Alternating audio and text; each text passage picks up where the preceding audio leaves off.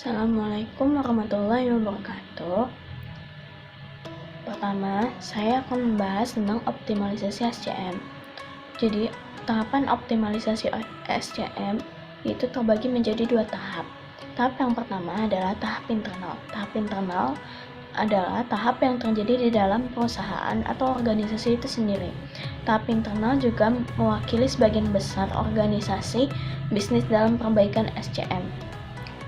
Contohnya sumber pembelian dan logika dan keunggulan internal. Sedangkan tahap eksternal adalah tahap yang sangat sedikit digunakan.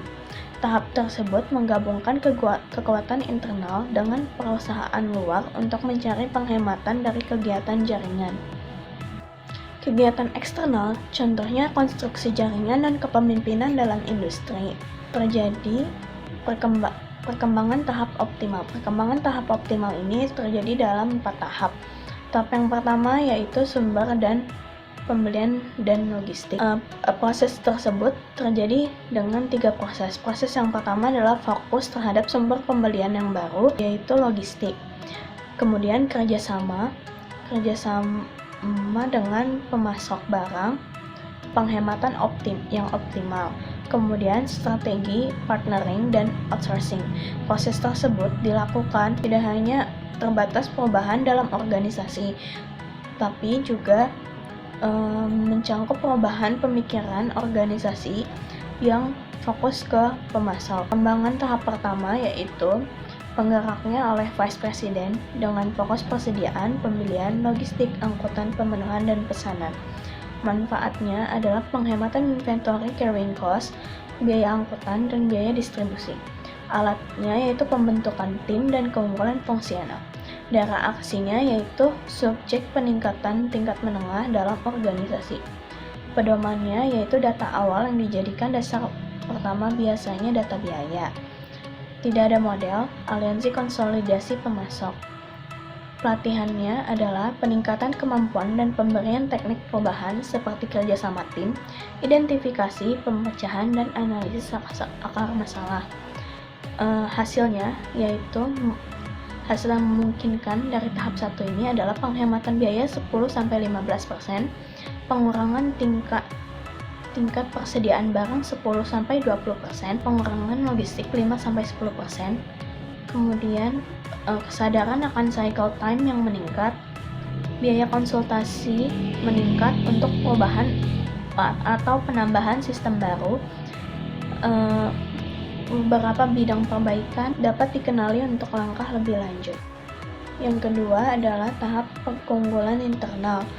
Peralihan dari tahap 1 ke tahap 2 bukan sesuatu yang mudah, karena banyak kendala dan kesulitan, seperti resistensi atas perubahan, kurangnya memberikan pengakuan atas keberhasilan, keterbatasan tenaga yang mempunyai kemampuan, kepuasan atas keadaan status quo, menurunkan motivasi, kekurangan tepatan dalam ramalan, kurang menggunakan teknologi informasi, dan kurang kepercayaan.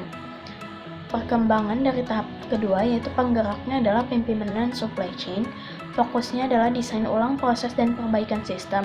Manfaatnya adalah proses prioritas perbaikan jaringan. Alatnya adalah benchmark. Daerah aksinya adalah tingkat yang lebih luas.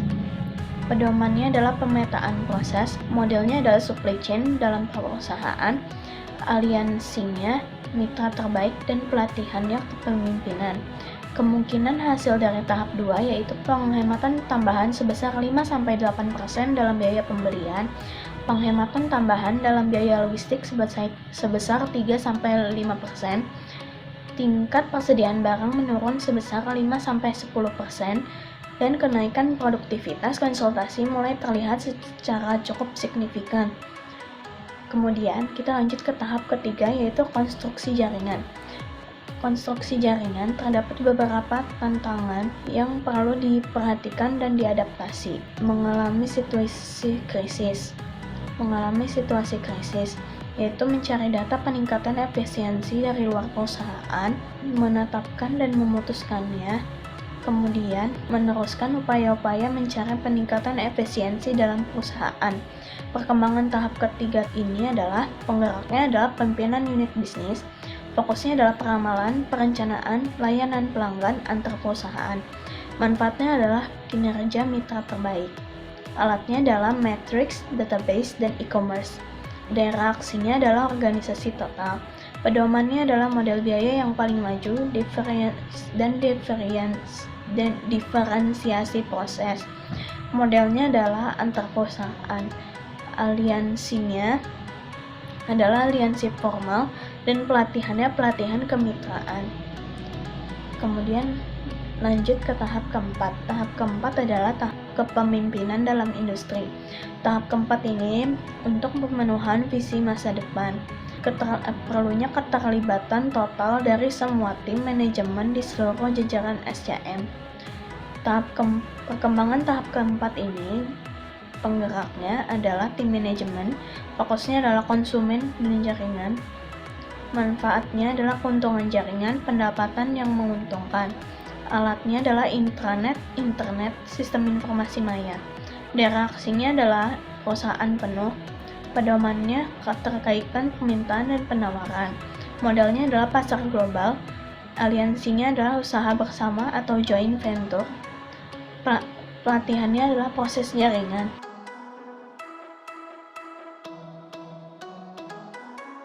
Sekarang kita akan membahas apa itu ISCM. Sebelum membahas ISCM, kita akan membahas apa itu SCM. SCM adalah aliran material, informasi, uang, dan servis dari bahan mentah, lalu ke pabrik, dan ke gudang, kemudian sampai ke pelanggan. Dan ISCM adalah manajemen rantai pasok berbasis elektronik, atau manajemen rantai pasok elektronik yang mengkombinasikan konsep e-bisnis dan SCM, dan menggambarkan bagaimana anggota saluran perdagangan bekerja sama untuk mengoptimalkan sumber daya dan peluang. Terdapat tiga elemen rantai pasok. Yang pertama upstream, internal, dan downstream. Upstream yaitu manajemen hubungan pemasok atau manajemen pengadaan yang mengutamakan tingkat supplier. Kemudian internal yaitu rantai nilai internal, manufaktur, kontrol, dan persediaan yang mengutamakan manufaktur dan pembungkusan.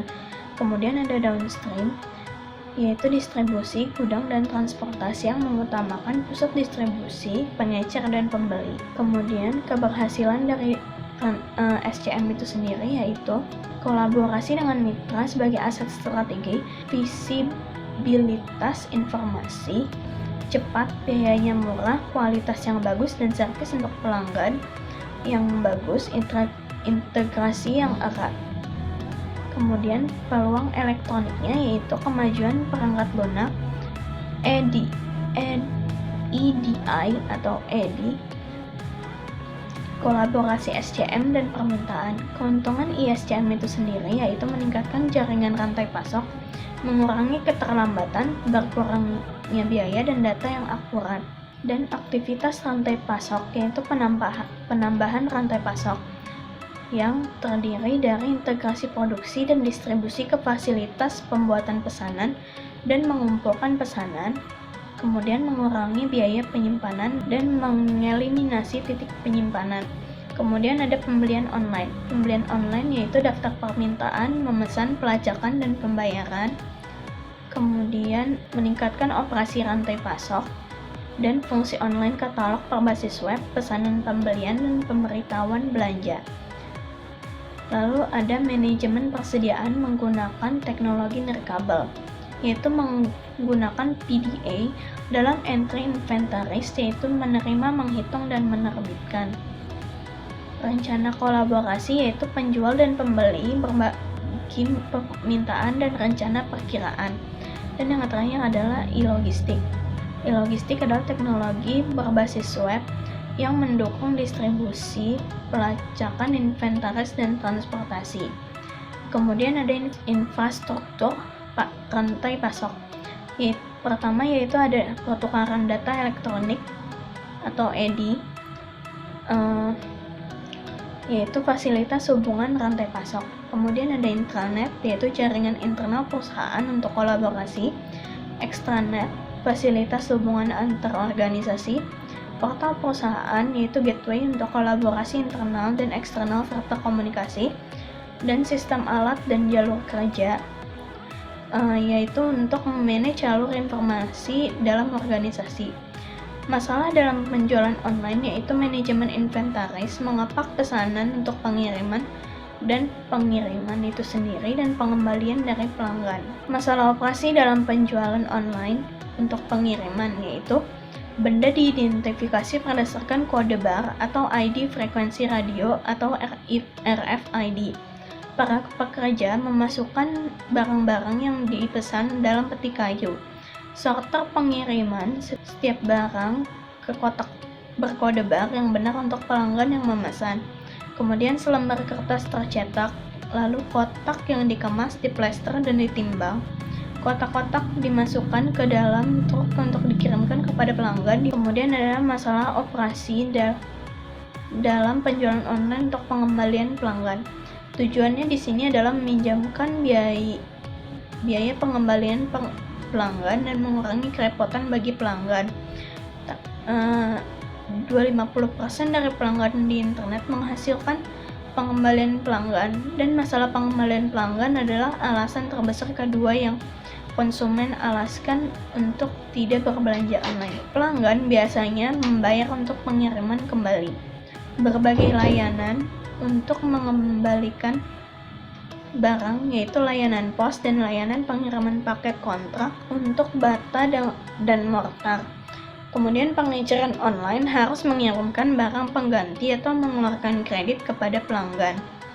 Pengecer online harus memproses barang yang dikembalikan, yaitu mengembalikan barang yang cacat ke pemasok untuk mendapat kredit. Barang bagus sering dapat dikemas kembali, diberi harga dan dijual kembali.